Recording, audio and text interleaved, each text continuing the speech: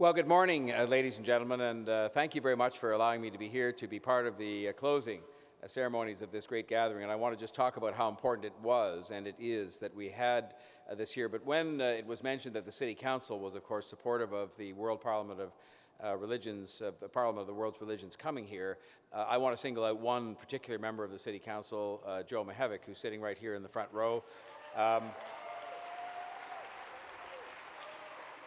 Zol, I will say Zol came to see me first, and I basically do anything that he says. And so he told me this was a good idea, but I instinctively knew that it was. But then we had subsequent meetings in Councillor Mihevik's office, and he is a man that I've learned a lot from in the context of how faith leaders and faith can be such an important part of bringing about change in the world. I saw this, I tell a story often because I went down to Haiti in the aftermath of the earthquake. A few years ago, and I went there with the Red Cross because at the time I wasn't the mayor, I was a private citizen, and I was trying to find ways to help them to get more Canadians engaged in helping with the aftermath of the earthquake. And of course, I don't know how many of you have been to Haiti, but it's something that it's an extraordinary circumstance, an extraordinarily sad circumstance in many ways, and there is a country that is beset by every manner of tragedy that could possibly come about, including, bad, corrupt government, but also earthquakes and hurricanes and of course, grinding poverty. And all over the place in Haiti, everywhere you went, and the people living in these terrible camps that they were living in pending the restoration of their housing, which I'm not convinced has been done as yet, were things saying, thanks to God for our blessings and all these kinds of signs. And while I was there, I was also doing a documentary for television and for radio, and I came back and I was doing a talk show at the time here in Toronto and said, I couldn't understand how powerful faith was, such that people would have signs up on these squalid homes that they were forced to live in the aftermath of the earthquake because they were so poor and because they hadn't had a chance yet to see their homes rebuilt. But it was then that I perhaps became, even at my advanced age then, to begin to understand the power that faith can have, and something that sort of, I think, held people together there and has held people together in circumstances of indescribable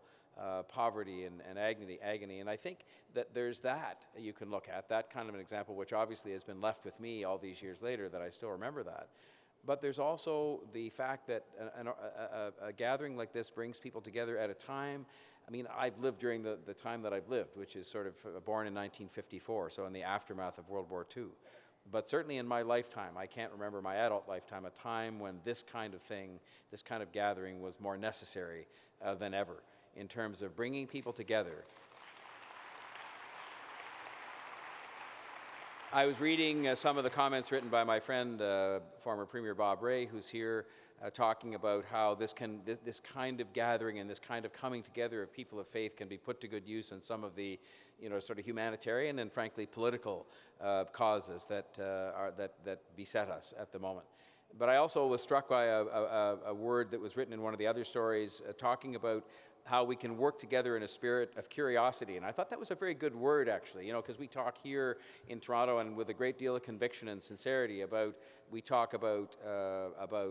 acceptance and embracing and understanding and celebrating our differences. And we mean all of that, I think, as you know, those of you who are Canadians and Torontonians in the room. But I think that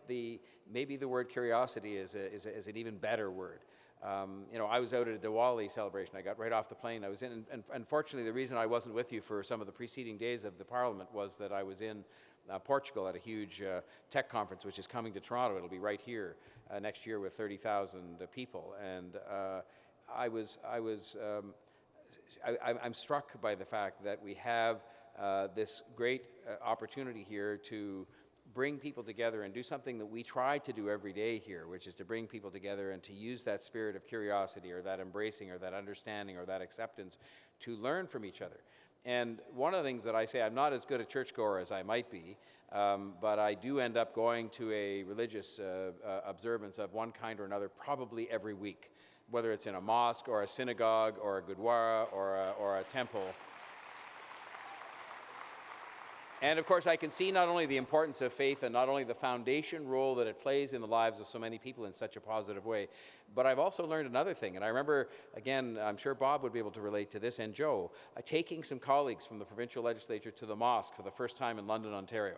And we heard the khutbah, the sermon there, and it was given in Arabic, so they didn't know what it was about, nor did I, but I asked later what was it about, and it was about not having your kids have too much screen time.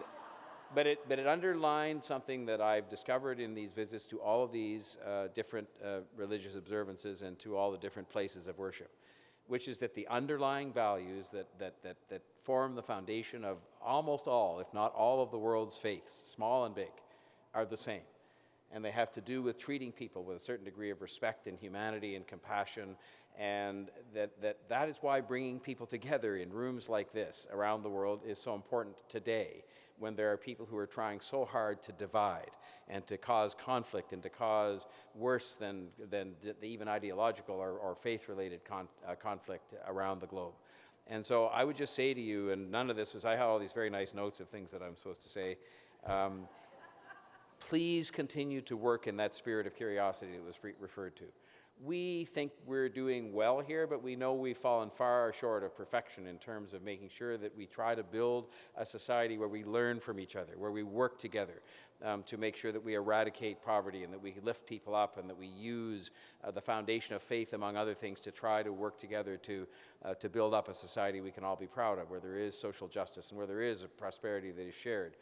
by all people. But more even than that, because prosperity is not a means, it's a means to an end. It's a means to an end where people can live together in a way that is constructive and harmonious, and the way human beings are meant to live together, and can do so without sort of finding reasons to be in conflict with one another because of religion or because of race or because of nationality or any of these kinds of things. And faith is so much at the foundation of that, and it's a place, it's a series of places where we can make such a difference in that. And so beyond saying now more than ever to you and encouraging you to continue with this work, I would just say to you that thank you for being here.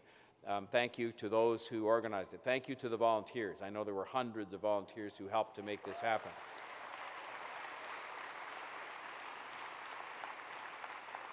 And while I know it's not good to be, it's written down in, again, all the same underlying values apply. It's not good to be greedy, that we would like to have this back here in Toronto again. And so I hope that we have proven ourselves, both in terms of, the logistical realities of putting on something like this, but also in terms of the degree of heart that we bring to genuinely wanting to support the work of the Parliament and the work of organizations like this that bring people together and find ways to work together in that spirit of curiosity that was referred to. I hope that this organization will come back, and we from Toronto will certainly look forward to supporting the work wherever it takes place around the globe on a day-to-day basis, but also supporting this Parliament as it goes forward. But most of all, my job today is just to say thank you for being here in the City of Toronto. Now, I do hope that there was some spare time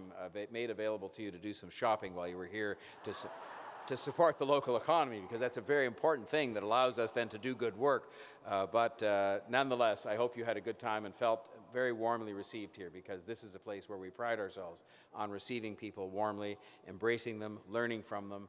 and making sure that we all together can work on building a better society, which is something that we really have to work hard at nowadays. So thank you again for your attention this morning, and thank you for being here in Toronto.